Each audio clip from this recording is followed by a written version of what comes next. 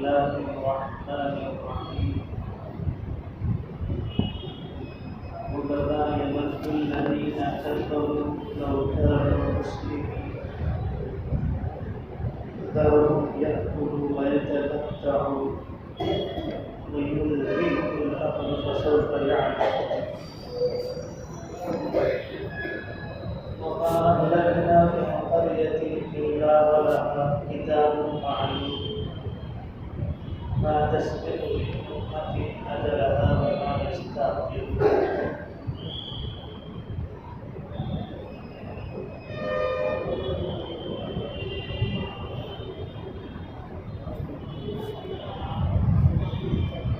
قیامت کے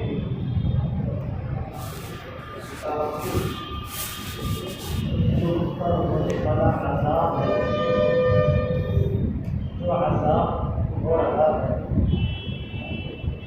اس عذاب کو دیکھ کر بار بار اس بات کی تمنا کریں گے کہ کاش بھی مسلمان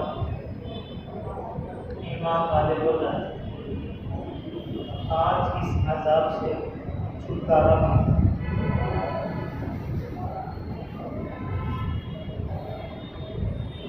اسی آیت کے تحت رسول اللہ صلی اللہ علیہ وسلم نے فرمایا تھا، حضرت ابو موسیٰ رضی اللہ عنہ کی روایت ہے کہ جب کفار کو جہنم میں ڈالا جائے گا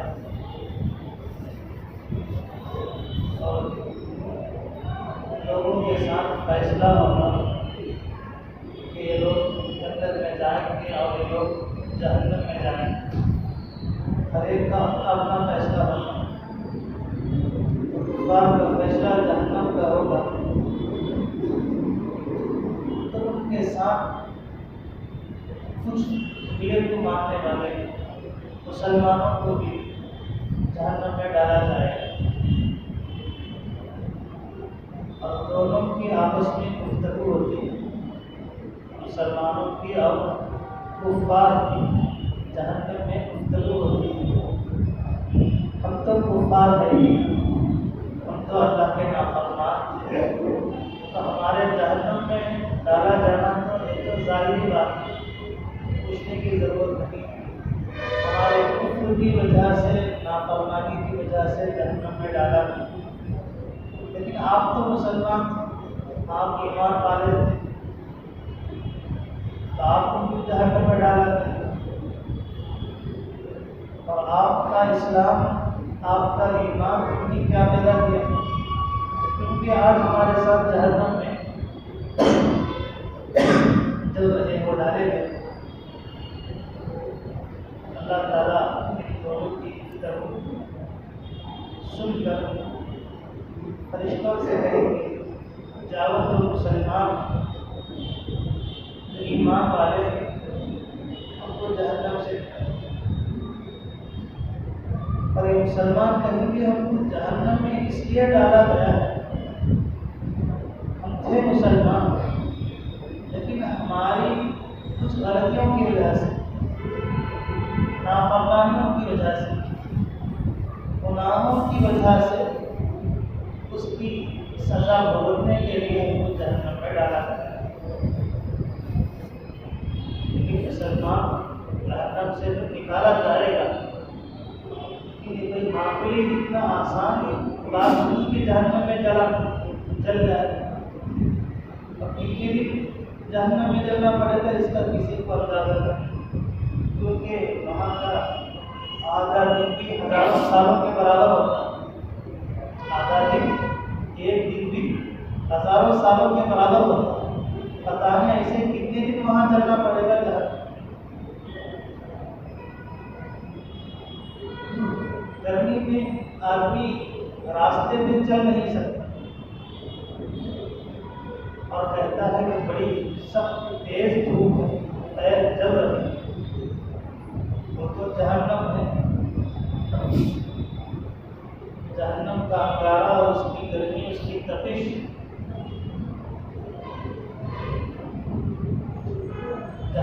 کہ آپ کو 70 سال تک اس کو دھویا جائے، 23 سال تک اس کو دھویا جائے کہ آپ اس کی تشویش کم کرنے کے لیے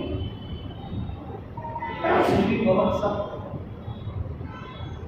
ایک سیکنڈ ایک لمحہ کی جگہ کوئی معمولی بات ہے، بس کے بعد کہ پھر بھی مسلمان اپنے گناہوں کی سزا بدل کر جہنم سے نکالا جائے۔ اسی لیے ظلم سے اور جھوٹ سے جتنی بھی منہیات ہیں اور جو گناہ ہیں اس سے بچنے کی کوشش کریں، اور اس خوش فہمی میں نہیں ہونا کہ ہم جہنم سے نکالے جائیں۔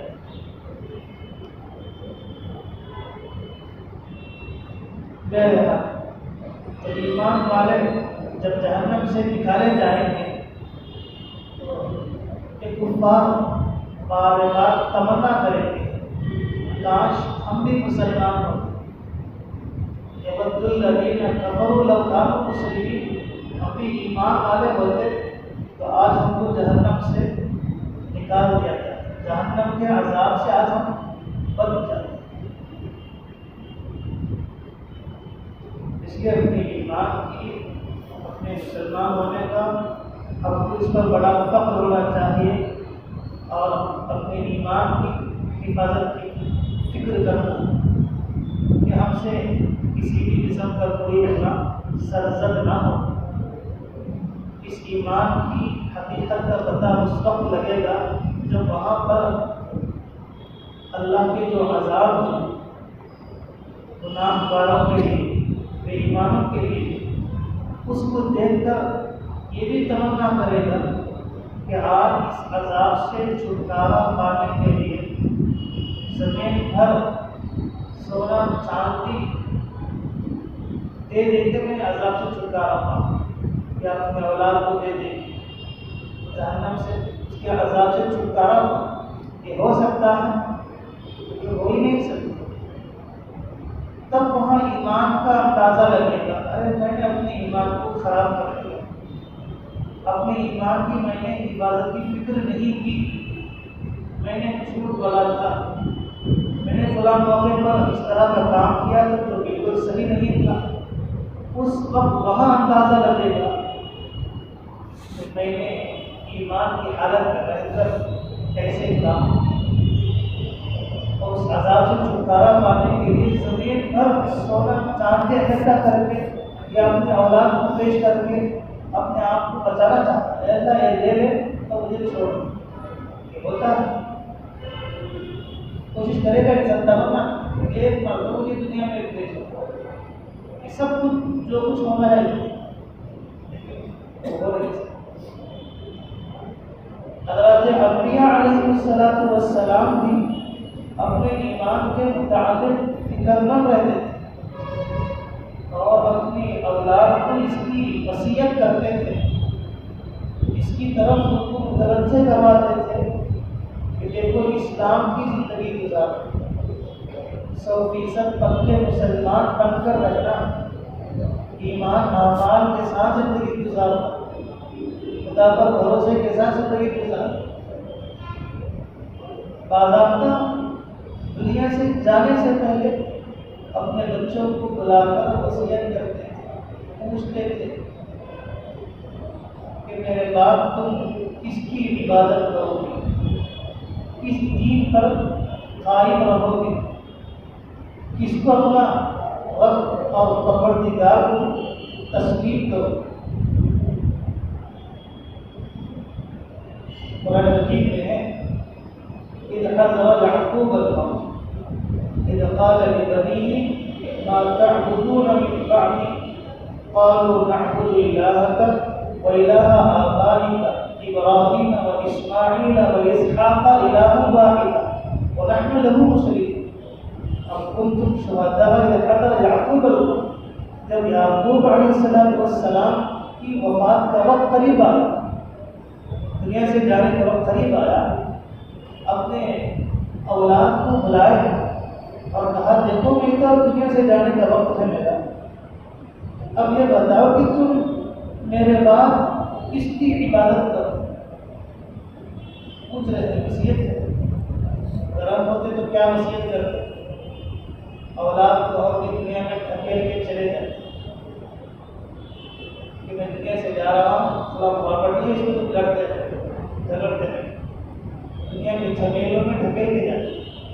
لیکن انبیاء علیہ السلام اپنے اولاد کے اسلام کی فکر کر رہے ہیں، ان کی ایمان کی فکر کر رہے ہیں، اس لیے کل قیامت کے دن وہاں جانے کے بعد پچھتاوا نہ ہو کسی قسم کا، اپنے مسلمان ہونے کا کسی قسم کا پچھتاوا، اور کفار سے جہنم میں یہ باتیں سننے کا موقع نہ ملے کہ تم مسلمان تھے، ایمان والے تھے، کیونکہ آج ہمارے ساتھ جہنم میں جب رہے، یہ موقع نہ ملے کسی کو۔ بچوں نے کہا کہ ہم آپ کے بعد اسی کی عبادت کریں گے جس طرح ہم نے آپ کو پایا ہے اور آپ کے آباء اجداد کو پایا۔ ابراہیم علیہ السلام کو پایا تھا اس ایمان پر، اس اسلام پر، اس رب کی عبادت کرتے ہوئے، اور اسماعیل علیہ السلام کو پایا تھا، اور اسی طریقے سے اسحاق علیہ السلام کو پایا تھا۔ ہم بھی اسی رب پر اسلام لائیں گے، اسی رب کی عبادت کریں گے، اپنے اسلام پر 100% باقی رہیں گے، ایمان پر باقی رہیں گے۔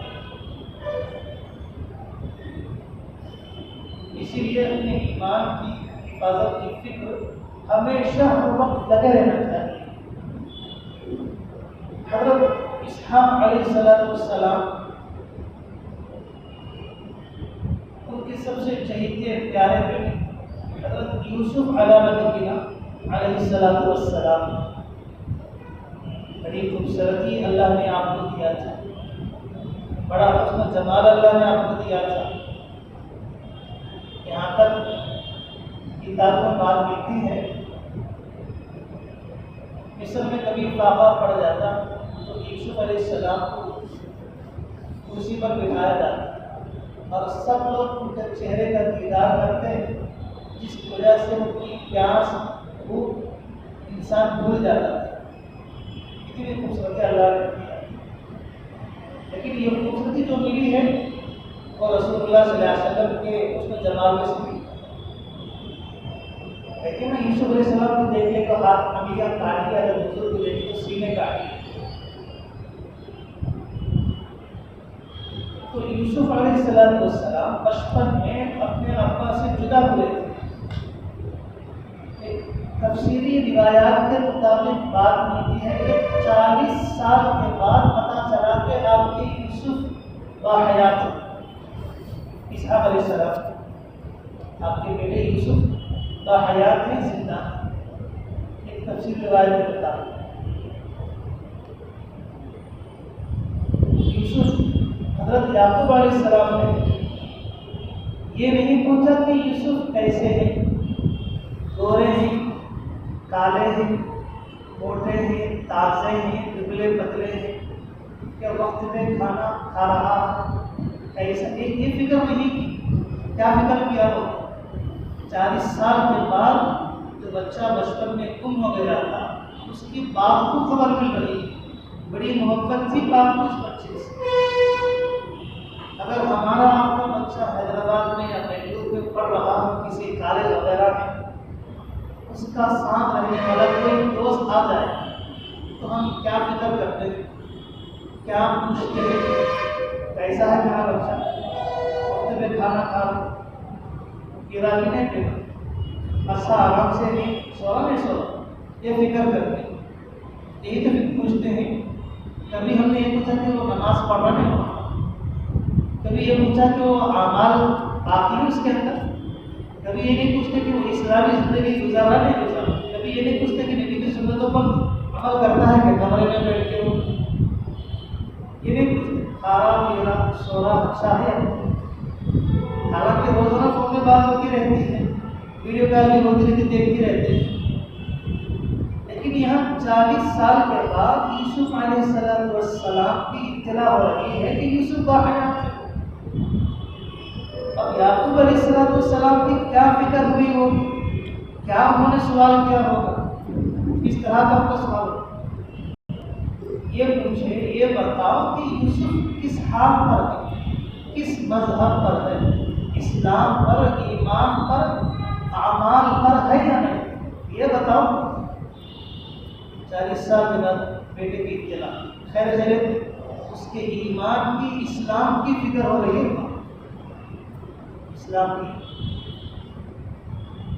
اسی لیے اپنے اسلام کی، اپنے ایمان کی فکر کرنا۔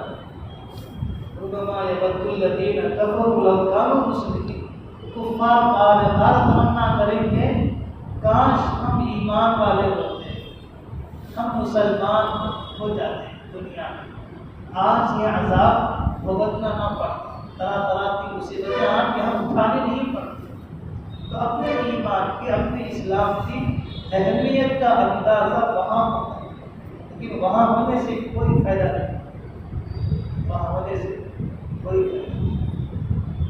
حضرت یوسف علیہ السلام، انبیاء علیہ السلام اس سلسلے میں دعا بھی کیا کرتے تھے، اسلام کی حالت میں موت عطا فرما، ایمان کی حالت میں موت عطا فرما، توفنی مسلما والحقنی بالصالحین، توفنی مسلما والحقنی بالصالحین، کہ اللہ اسلام کی، ایمان کی حالت میں موت عطا فرما۔ گھبراتے تھے، ایمان کی اہمیت کا اندازہ تھا، اسی لیے اس کی فکر رہتی تھی، اور اپنے بچوں کو وصیت کرتے تھے میرے بعد کو ایمان پر جمے رہنا، اسلام پر پابندی کے ساتھ جمے رہنا۔ آج ہمارا اسلام کیسا ہے؟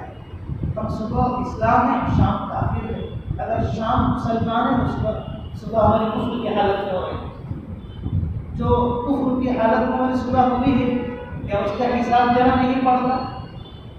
کیا جتنی زندگی ہم نے کفر کی حالت میں گزاری ہے، نافرمانیوں میں، گناہوں میں، کیا اتنا لمحہ، اتنے اوقات کے جہنم میں جلنا نہیں پڑتا؟ یہی ہے مسلمان کہیں گے ہم بھی تو مسلمان تھے، لیکن ہمارے بعض اعمال کی وجہ سے، ہمارے بعض نوسطوں کی وجہ سے، بعض گناہوں کی وجہ سے آج ہم کو تمہارے ساتھ جہنم میں ڈالا گیا، جہنم میں ڈالا۔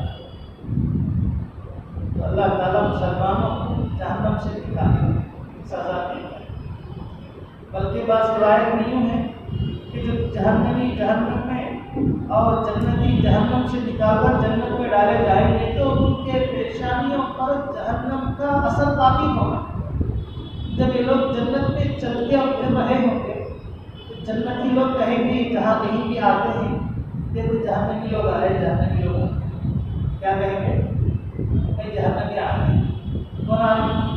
جنت میں جنت والے کہیں گے جہنمی آ رہے، جہنمی لوگ آ رہے۔ کیوں؟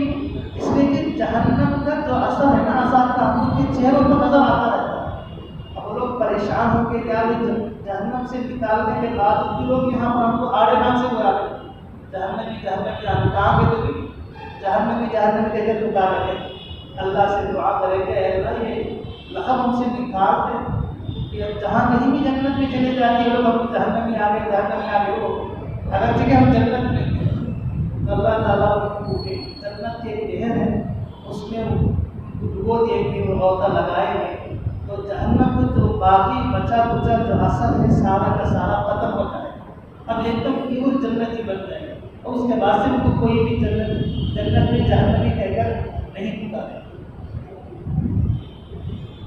تو اسی لیے اپنے اسلام کی 100% مسلمان، پکا مسلمان بننے کی کوشش کریں۔ آج نام مسلمانوں کا ہے لیکن کام بے ایمانوں کا ہے۔ مسلمان تو ہے لیکن جھوٹ بولتے ہیں، مسلمان تو ہے لیکن غیبت کرتے ہیں، مسلمان تو ہے لیکن چوری کرتے ہیں، مسلمان تو ہے لیکن شراب پیتے ہیں، مسلمان تو ہے لیکن ظلم کرتے ہیں، نام مسلمان تو ہے لیکن حرام کھاتے ہیں، حرام کماتے ہیں، نام مسلمان تو ہے لیکن ماں باپ کی فرما برداری نہیں کرتے، ماں کی نافرمانی کرتے۔ نام مسلمان کا ہے لیکن ایک دوسرے کے حقوق چھین دیتے، نام مسلمانوں کا ہے لیکن سنت پر نہیں چلتے، نام مسلمانوں کا ہے لیکن قرآن پر عمل نہیں کرتے، نام مسلمانوں کا ہے لیکن حج وغیرہ سے دور رہتے ہیں، قربانی سے دور رہتے ہیں، نام مسلمانوں کا ہے لیکن سارے کے سارے کام بے ایمان۔ تو یہی کہیں کہ ہم مسلمان تو تھے لیکن یہ سب عمل ہمارے اندر تھے، اسی لیے آج ہم بھی تمہارے ساتھ کفار کے ساتھ جہنم میں جل رہے ہیں۔ نام مسلمانوں کا ہے لیکن شادیاں غیروں کے طریقے پہ کرتے ہیں. اسی غیروں کے طریقے پر کرنے کی وجہ سے آج ہم جہنم میں چل رہے ہیں. کیونکہ اس اللہ نے مسلمانوں کی شادی سنت طریقے پر رکھا. آدمی آج مسجد میں نکاح کرنے کی سنت سمجھتا ہے، سارے کے سارے کام باہر کر لیتا ہے جو نہیں کرنا چاہتا اور کہتے ہیں کہ ہم نے مسجد میں نکاح کر لی، لیکن باہر جتنی رسم و رواج ہیں وہ سارے کے سارے غیروں کے. تو اس کو 100% مسلمان نہیں کہتے، اس کو تو آدھا مسلمان کہتے. اب بدیگر دوسرے الفاظ میں آدھا دیگر آدھا بدل دیتے ہیں. ہم ہمارے دل میں جو سمجھنا اس پر اسلام پر عمل کر لیے، جو سمجھ نہیں آیا وہاں چھوڑ دیں. تو رسول اللہ نے فرمایا یود الذین کفروا لو کانوا مسلمین، کفار بار بار اس بات کی تمنا کریں کہ کاش ہم مسلمان ہوتے، ہم ایمان والے ہوتے تو آج جہنم سے بچا لیے. اس لیے اپنے ایمان کی اہمیت کا اندازہ ہونا چاہیے. ایمان ہے نا، ایمان یہاں ہوتا ہے دل میں، انسان کے دل میں ہوتا ہے. اللہ یہاں بستے ہیں، یہاں اس کو پاک صاف رکھنا ہے، یہاں رہتے ہیں. ایمان بہت اہم بڑی میٹھی. حضرت ابوبکر صدیق رضی اللہ عنہ نے کہا تھا کہ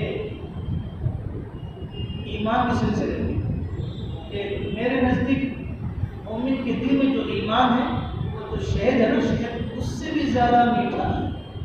لیکن اس ایمان کو موت تک بچا کر لے جانا کہ بال سے زیادہ بالغ ہے، بال سے زیادہ.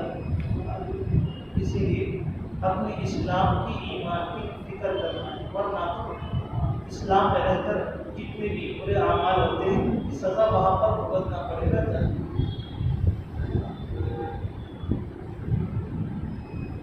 دوسری آیت ہے ذرهم يأكلوا ويتمتعوا ويلههم الأمل فسوف يعلمون. جو لوگ دنیا کو اپنی منزل مخصوص سمجھتے ہیں، اصلی مقصد سمجھتے ہیں، یہی ہمارا اصلی مشغلہ ہے، کمانا، دنیا کے عیش و آرام کی چیزیں، دنیا میں کھانا پینا، یہاں کی راحت، یہاں کی سہولتیں، یہاں کا کاروبار، یہاں کے گھر بار، یہاں کی کھیتی باڑی، یہی اپنا اصلی مشغلہ ہے. اسی کو بڑھانا ہے، اسی کو لمبا چوڑا کرنا ہے. اس فکر میں زندگی گزارتے ہیں اور لمبی لمبی امیدوں کے ساتھ اور خیالی منصوبے، یعنی خیالی منصوبے یعنی نہ ہونے کی باتیں. کون سی نہ ہونے کی باتیں؟ یہاں بیٹھ کر لمبے لمبے خواب سوچنا، 100 سال کے بعد کے خواب سوچنا، 2 سال کے بعد کے خواب سوچنا، اس کو خیالی منصوبے کہتے ہیں، لمبی لمبی امیدیں کہتے ہیں.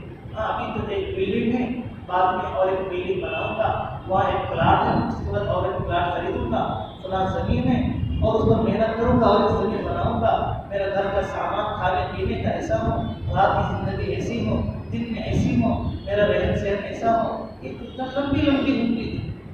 حالانکہ بہت مختصر سی زندگی اور لمبی لمبی امید، اور کھانا پینا اسی کو اپنا مقصد اصلی بنا.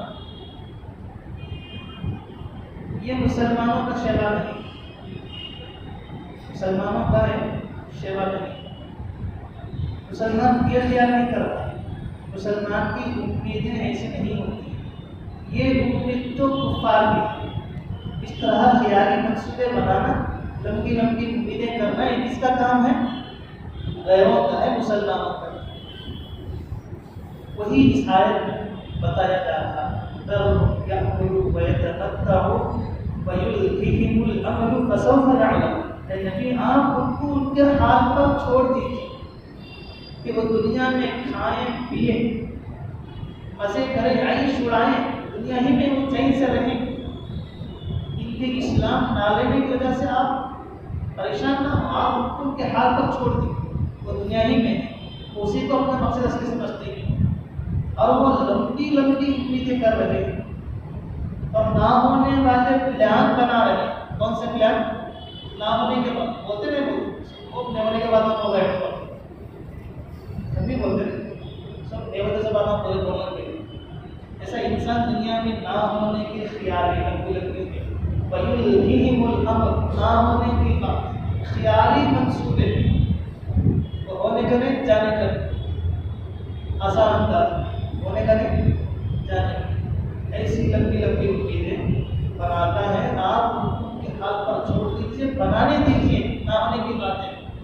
فَسَوْفَ يَعْلَمُ، ان قریب جان لے گا وہ، جب دنیا سے چلے جائے گا، اس کی موت آئے گی تو یہ دنیا کی جو لمبی لمبی امیدیں خیالیں میں ہیں اس کے بارے میں جان لے گا، ارے میں نے دنیا میں کتنا وقت بیکار گزار دیا، اپنی زندگی کو میں نے برباد کر کے اس طرح لمبی لمبی امیدیں۔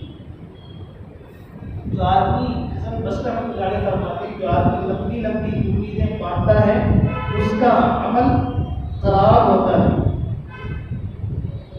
اس کا ضرور عمل خراب ہوتا ہے۔ کون؟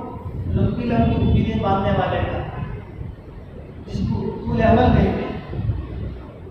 عمل اپنا حقیقت میں ہے نا، دنیا کے چکر میں فجر کی نماز چھوڑنا عمل برباد ہونا نہیں ہو رہا، دنیا کے چکر میں روزہ چھوڑنا عمل خراب ہونا نہیں ہو رہا، دنیا کے چکر میں اللہ کو بھول دے، عمل تو چھوڑو اللہ ہی کو بھول دے۔ سال میں ایک مرتبہ اللہ یاد آتے ہیں، بڑی راتوں کو اللہ یاد آتے ہیں، راتوں کو اللہ یاد آتے ہیں، رمضان کو اللہ یاد آتا ہے، عمل تو دور کی بات ہے، اللہ بھی یاد نہیں آتی۔ اس کی چکر میں فَسَوْفَ يَعْلَمُ وَيُلْهِهِمُ الْأَمْرُ، خیالی منصوبے میں دنیا بنانے، ایسا کریں گے ویسا کریں گے ایسا کریں گے، اللہ ہی کو بھول گئے، عمل تو دور کی بات ہے۔ رمضان میں ایک مرتبہ اللہ یاد، ایسا لگتا ہے رمضان معاف کر، جس دن چاند رات ہوتی ہے دوسرے دن دیکھ، اور کمیٹی والوں کو ایسا محسوس ہوتا ہے کہ مسجد ناکافی ہو جائے گی، مسجد کو بڑھا دینا چاہیے، ایسا محسوس ہوتا ہے نا۔ ایسا لوگ آ جاتے ہیں نماز کے لیے، کمیٹی والوں کو پریشان ہونا پڑتا ہے، شاید مسجد تراویح کے لیے نمازوں کے نادافل اور مسجد پر بنانا پڑتا ہے۔ ایسے 5 دن کٹ جاتے ہیں تو بیچارے تسلی ہوتے ہیں، آپ کو ٹینشن کی بات ہے، وہی معمول اختر کو پہلے تسلی ہے، وہی 500 200 پرانے لوگ رہتے ہیں جو زمانے سے فجر کی نماز میں دیکھ رہے، وہی لوگ نظر آتے ہیں۔ یہ اس کی وجہ یہی ہے کہ دنیا کی وجہ سے ہم سے یہ عمل چھوٹ رہا، تو رمضان کے مہینے کی بھی دنیا کی وجہ سے ہم تراویح کی کمر پڑھ نہیں پا رہے، دنیا کی وجہ سے، دنیا کی منصوبوں کی وجہ سے۔ تو ایسے لوگ جان لیں گے قیامت کے دن مرنے کے بعد، جان لیں گے ارے ہم نے دنیا میں سارا دنیا میں گزار دیا، لمبی لمبی خیالوں میں، لمبی لمبی امیدوں میں، آج یہاں سب بدلنا پڑ رہا ہے۔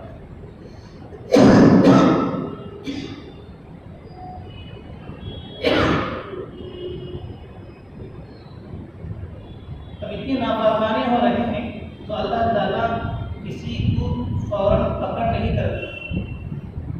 جو چھوٹ مل رہی ہے وہ چھوٹ ہمارے لیے کوئی خوشی کی بات نہیں، جب چھوٹ ہو رہی ہے تو پکڑ بھی اتنی مضبوط ہوتی ہے۔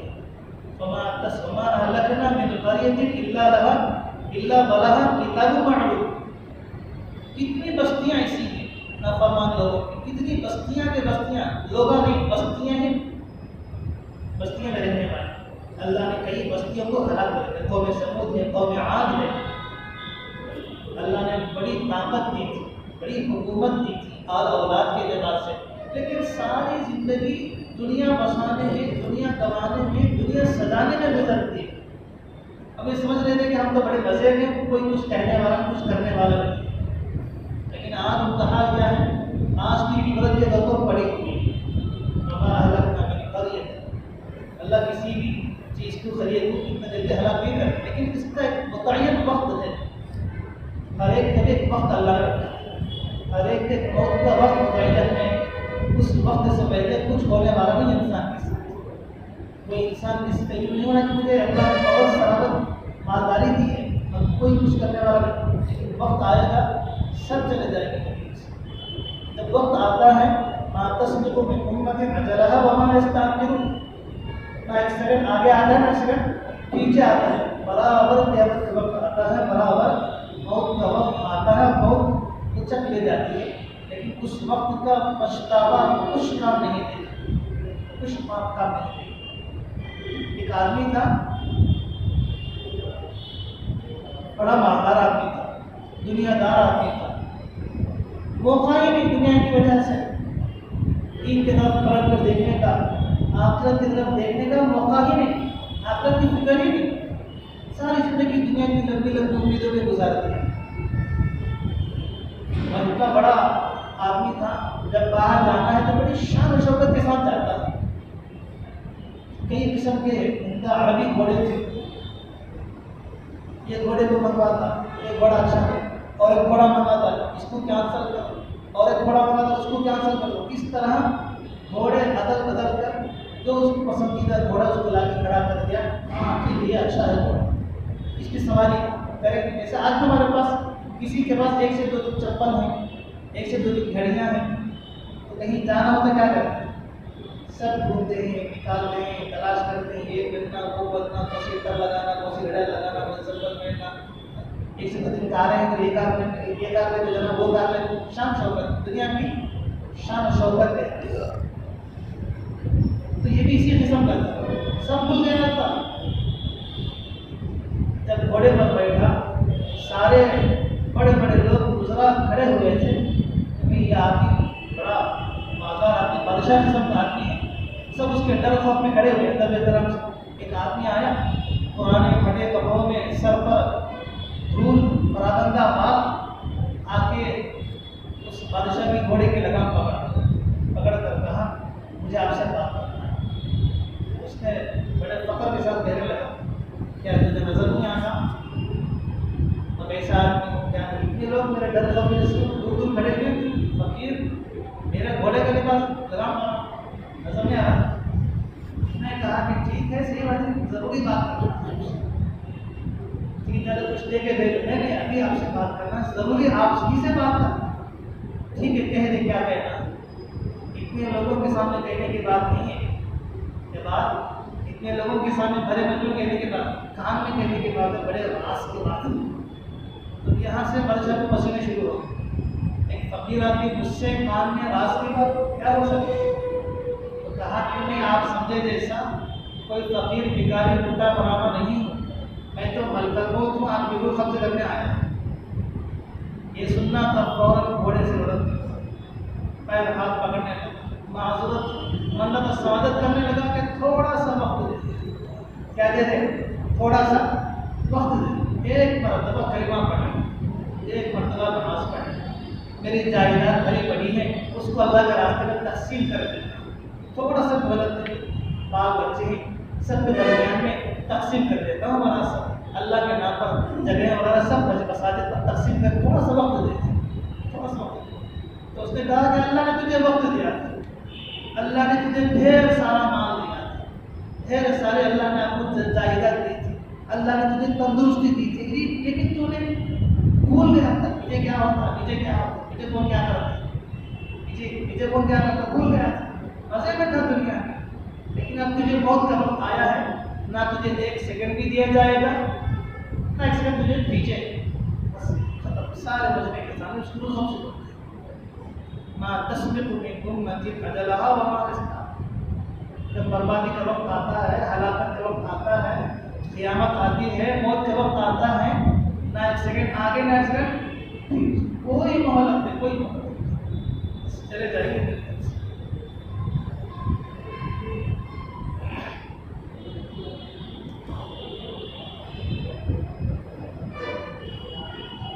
اسی میں ایک آیت ہے انا نحن نزلنا الذکر وانا لہ لحافظون۔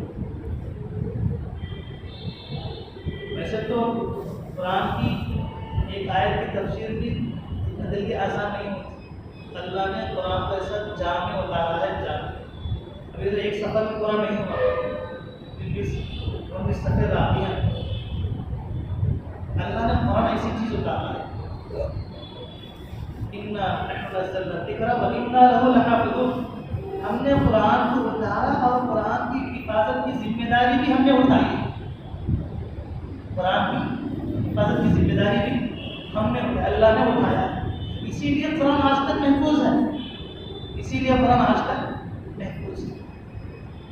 قرآن کریم کے کچھ حقوق ہیں، ان میں سے پہلا حق یہ ہے کہ قرآن پر ایمان لانا، قرآن پر ایمان لانا، اور ایمان لانے میں یہ بات بھی آتی ہے کی جو کتاب ہے نا قرآن مجید محفوظ کتاب. کون سی کتاب ہے؟ محفوظ. اس میں کسی بھی قسم کا رد و بدل نہیں ہے اور ایک حرف ساکن سکون حرکت زیر زبر پیش کی اس کا رد و بدل ہے. جیسا پڑھا تھا ویسا ہی محفوظ ہے. کوئی قسم کا کیوں؟ اس لیے اللہ کا کلام کیا ہے؟ اللہ کا کلام. تورات ہے لیکن لکھی ہوئی آئی، زبور آئی لیکن لکھی ہوئی آئی، انجیل آئی لکھی ہوئی آئی، قرآن مجید آیا لیکن یہ اللہ کا کلام ہے، اللہ کی بولی ہے. اسی لیے تورات زبور انجیل میں رد و بدل ہوا ہے، تحریر ہوئی ہے، عبارتیں بدل گئی، آیتیں بدل گئی، سب بدل گئے. لیکن قرآن مجید ایسی کتاب ہے جس کی حفاظت کی ذمہ داری اللہ نے اٹھایا ہے. جیسا 1400 سال پہلے اترا تھا آج بھی اسی طریقے سے باقی ہے. انشاءاللہ قیامت تک اسی طریقے سے باقی رہے گا. چاہے ساری دنیا مل کر کوشش کرے اس کا ایک وقت میں فرق لانے. کتنا؟ ساری دنیا مل کر 210 سے 20 ممالک ہیں، سب مل کر کوشش کر لیں قرآن کی ایک نقطے کو بدل دیں. چیلنج ہے قرآن کا. اس کا چیلنج ہے قرآن ایک نقطہ بدل نہیں سکے. بہت سارے لوگوں نے کوشش کی بدلنے کی لیکن سب گھٹنے رہتی ہے. کیوں؟ اِنَّا نَحْنُ نَزَّلْنَا الذِّكْرَ وَإِنَّا لَهُ لَحَافِظُونَ. قرآن کو ہم نے اٹھایا اور اس کی حفاظت کی ذمہ داری بھی ہم نے اٹھائی. کوئی خیالات نہیں کہ اس میں ایک نقطے میں فرق. ایک نقطے جیسا اللہ بے عیب ہے اس کا کلام بھی بے عیب ہے. جیسے اللہ کی بات ہمیشہ ہے ویسے ہی اس کی بات بھی ہمیشہ ہے. جیسے اللہ کو فنا نہیں ویسے ہی اس کی کتاب کو بھی فنا نہیں. اس کی کتاب کو بھی فنا نہیں. تو یہ جو قرآن مجید ہے محفوظ کتاب ہے. محفوظ کتاب اللہ تعالیٰ نے قرآن مجید کو اتار کر حفاظت کی ہے. رسول اللہ صلی اللہ علیہ وسلم نے جبرائیل امین نے رسول اللہ صلی اللہ علیہ وسلم تک پہنچا کر حفاظت کی ہے. رسول اللہ صلی اللہ علیہ وسلم نے رحمت للعالمین نے امت تک پہنچا کر حفاظت کی ہے. صحابہ کرام نے جان کے نذرانے دے کر حفاظت کی ہے. اہل بیت اعظام نے خون میں لطف دھو کر حفاظت کی ہے. مفسرین نے قرآن کی تفسیر بیان کر کے حفاظت کی ہے. محدثین نے حدیث کی روشنی میں قرآن کی حفاظت کی ہے. مبلغین نے تبلیغ قرآن کر کے حفاظت کی ہے. مدرسین نے قرآن پڑھا کر حفاظت کی ہے.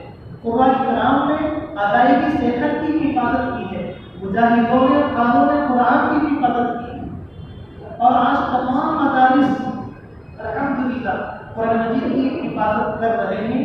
اور یہ جتنے بھی ذرائع کلام مجید کی حفاظت کے قیامت تک ہے.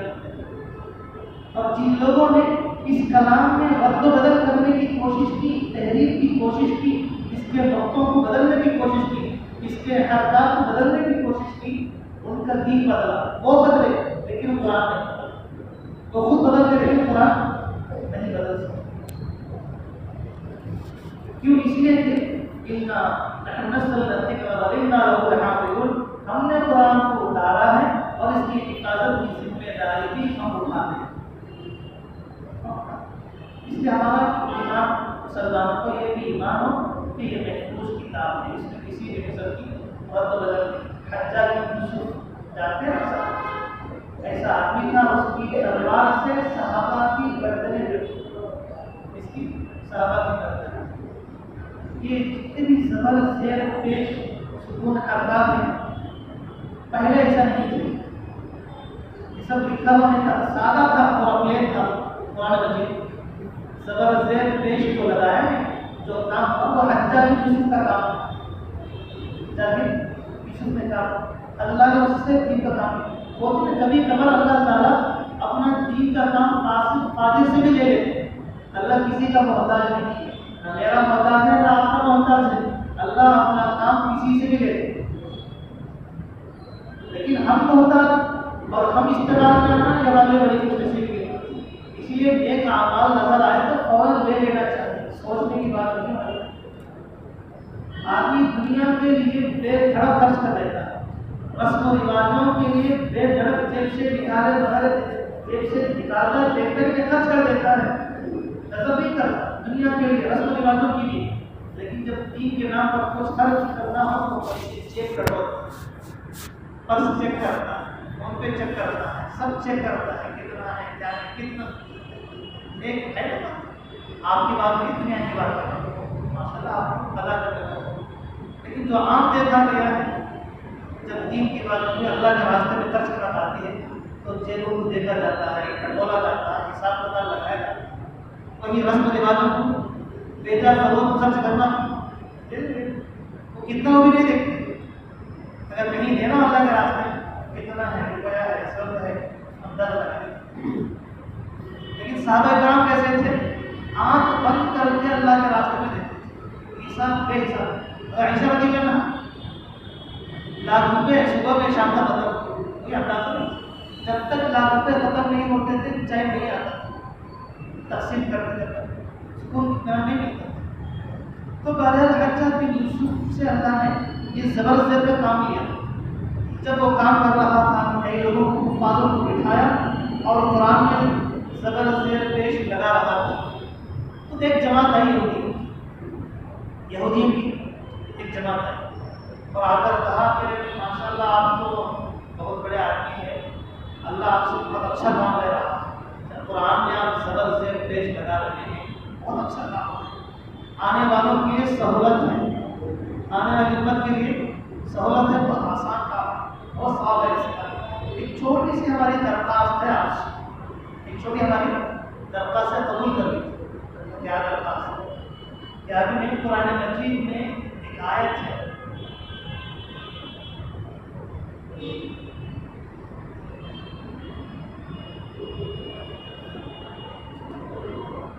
بہرحال اس آیت میں یہ ہے ایک موسیٰ علیہ السلام اور خضر علیہ السلام دونوں سفر پر گئے ہوئے تھے، دونوں کا سب قصہ ہے نا سفر کا، جہاز کا قصہ ہے، بستی میں گئے، بستی میں دیوار نیچے گر رہی تھی اس کو سیدھا کر دیا، تو وہاں اس گاؤں والوں سے اس زمانے میں کھانا پوچھ کر لے سکتے تھے، مانگ سکتے تھے، تو یہ دونوں بزرگ گاؤں والوں سے کھانا طلب کیا کہ ہمیں کچھ کھلاؤ کچھ کھلاؤ، تو وہ بستی یہودیوں کی تھی، وہ امت کون سی تھی بنی اسرائیل تھی، یہودیوں کی تھی، انہوں نے کھانا دینے سے انکار کر دیا، فَأَبَوْا أَن يُضَيِّفُوهُمْ، فَأَبَوْا أَن يُضَيِّفُوهُمْ، فَأَبَوْا کے معنی انکار کرنا، ابو کے معنی انکار کرنا، یعنی ان دونوں مہمانوں کو وہ بستی والے کھانے دینے سے انکار کر دیا، تو ہماری گزارش ہے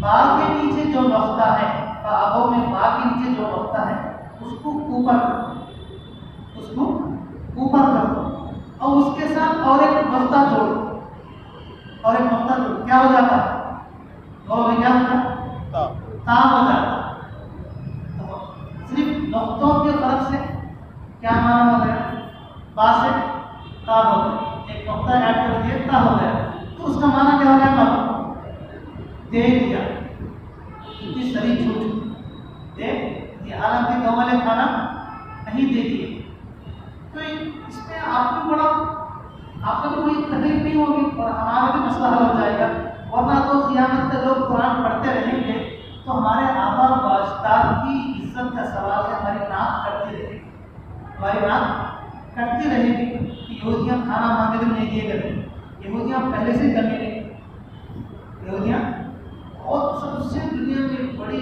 کمی قوم ہے وہ یہودیاں، جیسے آج بھی آپ دیکھیں ضدی، سب معلوم ان کو سب معلوم، انوش اللہ کے نبی، انوش آخری پیغمبر، انوش محمد رسول اللہ، جیسا باپ اپنے بیٹے کو پہچانتا ویسا پہچانتا ہے اللہ کے نبی، صرف ضد کی وجہ سے کہ ہمارے قوم میں نہیں پیدا ہوتا، اتنی پرسن حسد شروع ہوتا، حسد ضد کی وجہ سے کہ ہمارے قوم میں پیدا ہے، سب جانتے اللہ کے نبی اسلام برکت ہے، آج نبی پیغمبر ہے، بلکہ عروج کا بولے تو مکے والوں کو کہ نبی یہ قسم کا ہوتا، نبی یہ قسم کا ہوتا، سب جانتے لیکن نہیں مانتے، اسی لیے جاننا الگ، ماننا الگ، معلوم ہونا الگ ہے، عمل کرنا الگ۔ اسلام کو لوگ جانتے ہیں لیکن عمل نہیں کرتے۔ یہودیہ میں بڑے بڑے عالم ہیں، بڑے بڑے مفسر کرام ہیں، قرآن تفسیر کرتے ہیں، کس کے لیے؟ اسلام کے خلاف بڑے بڑے کتاب معلوم ہے، قرآن کی کوئی تفسیر معلوم نہیں ہوتی، لیکن اسلام میں یہ مانتے، لیکن کوئی فائدہ نہیں، کوئی فائدہ نہیں۔ تو کہا یہ کام کر دو، نقطہ لگا کے نیچے سے اوپر کر دو اور یہ نقطہ جوڑ دو، فاتو ہو جاتا۔ اب دے دیا، کھانا دے دیا، ہماری عزت بھی باقی رہے گی۔ تو حجاج بن یوسف نے بڑے صبر سے سنا، سن کر کہا اچھی بات ہے، آپ جتنے بھی لوگ آئے ہیں اندر آئے ہیں، ہمارا مہمان خانہ ہے سپریٹ اسپیشل، آپ وہاں آپ کی ضیافت ہو، سب کو اندر لے جا کر اس کی جو تلوار تھی نا جس سے صحابہ کی گردنیں کاٹا، سو صحابہ کی گردنیں کاٹ، بڑے بڑے صحابہ، کہا تلوار لہراتے ہوئے کہا اے اللہ تو جانتا ہے اس کتاب کی حفاظت کی ذمہ داری تو لی ہے، انا نحن نزلنا الذکر وانا لہ لحافظون، جس کتاب کی حفاظت کی ذمہ داری تو لی ہے، اگر کوئی آ کر یہ کہتا ہے کہ انہیں اس میں رد و بدل کر دے تو اس کی سزا یہی ہے کہہ کر سب کے سر خلق کر، سب یہودیوں کے سر قدم۔ اس طرح جنہوں نے اس قرآن کو بدلنے کی کوشش کی ان کا دین بدلا، لیکن قرآن نہیں، قرآن کا ایک نقطہ بھی نہیں بدل سکتا۔ اسی آیت میں یہ ہے کہ نحن نزلنا الذکر وَإِنَّا لَهُ لَحَافِظُونَ۔ تو ایسی کلام، ایسا قرآن ہم کو رمضان میں سننے کا موقع مل رہا ہے، اس کو غور سے سننا چاہیے، صرف قرآن کو ہم دماغ میں اٹھا کر نہیں رکھنا چاہیے۔ آج ہماری حیثیت کیا قرآن کے ساتھ بولو، صحیح بات دل کے حاضر، ہم نے آج قرآن کو کیا مقام دیا ہے، کیا مرتبہ دیا، 40 میں کا مقام دیا، اس کا مقام 40 میں کو پڑھے جانے والی چیز ہے، گھر کی ابتدا کو پڑھے جانے والی چیز ہے، دکان کی ابتدا کو پڑھے جانے والی چیز ہے، شیطانہ جناتوں کو چھڑانے جانے والی چیز ہے۔ قرآن کو تو ہم نے یہ مقام، اور قرآن کب تو ایک بار بات کھولنے کی چیز ہے۔ قرآن کا مہینہ آیا ہے لیکن پھر بھی ہم قرآن سے دور ہیں۔ قرآن سیکھنے کی کوشش کرو، دین کبھی بڑا نہیں ہوتا، مرتے دم تک قرآن کو صحیح کرنے کی کوشش کرو، سیکھنے شرمانے نہیں کی کیا کوشش کرو، انشاءاللہ امید ہے اللہ کے ناز سے اللہ خوش ہو کہ دیکھو میرا بندہ بڑھاپے کی حالت میں زبان بھی نہیں پھرکتی لیکن پھر بھی قرآن سیکھنے کی کوشش کر رہا ہے۔ ہو سکتا ہے آپ کی اس کوشش کی وجہ سے اللہ آپ کو کل قیامت کی کفار کی فہرست میں کھڑا کر دے، ہو سکتا نہیں ہو سکتا، اللہ کا کوئی بڑا مسئلہ ہے کیا؟ ایک واقعہ ہے، وہ صحیح ہے غلط ہے پتہ نہیں، لیکن قرآن کی ادب کی طرف دیکھے تو مان سکتی بات، قرآن کی ادب کی طرف پچھلے واقعہ دیکھے تو مان سکتی۔ بارش پڑ رہی تھی، بارش پڑ رہی تھی، میاں بیوی تھے، قرآن رکھا ہوا تھا، قرآن نہیں بھیگنا بولकर آدھی رات ایسا شور پکڑ لے کے کھڑا سینے سے لگا، اور آدھی رات بیوی سینے سے لگا کے کھڑی ہو گئی، قرآن نہیں بھیگنا، قرآن کی حفاظت میں، اس کے ادب احترام میں کہ اللہ کا کلام ہے، بڑی کتاب، تو بتاتے صبح ہونے تک دونوں آدھے آدھے ہاتھ سے قرآن پڑھے گئے، دونوں آدھے آدھے، اس سے تو معلوم ہے لیکن قرآن کا ادب احترام، قرآن کا معجزہ ہے ویسا، قرآن ایسا اللہ نے کہا وَلَقَدْ يَسَّرْنَا الْقُرْآنَ لِلذِّكْرِ فَهَلْ مِن مُدَّكِرٍ، ہم نے قرآن کو تو بہت آسان اتارا ہے، کوئی یاد کرنے والا ہے؟ اللہ خود کہے قرآن بہت آسان ہے، کوئی یاد کرنے والا ہے؟ فَهَلْ مِن مُدَّكِرٍ، کوئی پڑھنے والا ہے، کوئی یاد کرنے والا ہے؟ اللہ نے ایک مرتبہ قرآن پڑھا ہے، اللہ نے مرتبہ قرآن کی تلاوت کرتے ہی عرش کو اٹھانے والے فرشتے ایک دم جھوم اٹھے اور کہنے لگے واہ واہ واہ ماشاء اللہ، کتنی خوش نصیب ہے وہ امت جس کے حصے میں یہ کلام آیا ہے، اور کتنے خوش نصیب ہیں وہ سینے جن کے سینوں میں یہ کلام ہے، اور کتنے خوش نصیب ہیں وہ زبانیں جو اس کلام کو پڑھتے ہیں، اور کتنے خوش نصیب ہیں وہ کان اس کو کان لگا کر سنتے ہیں۔ وہ فرشتے جھوم ویسا کلام ہمارے حق میں ہے، مدبر التقین ہے، ہدایت کی کتاب ہے، دنیا میں آخرت میں قائم کتاب ہے۔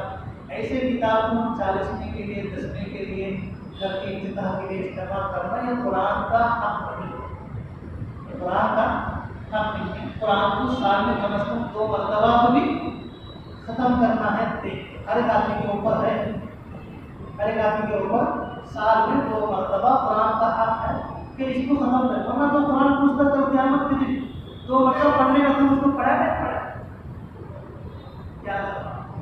کوشش کرو، کوئی بڑا مسئلہ اللہ کی ذات سے ناامید مائل کہ اللہ موقع دیا ہے، امام صاحب وہاب صاحب کسی کو پکڑ کر منت سمجھ کر قرآن کو سیکھنے کی کوشش۔ ایک صحابی کا گھر مدینہ منورہ سے باہر تھا، روزانہ اللہ کے نبی کے دربار میں آپ کو قرآن سیکھنا تو بہت مشکل تھا، لیکن دل میں طلب بہت تھی، بہت طلب تھی دل میں۔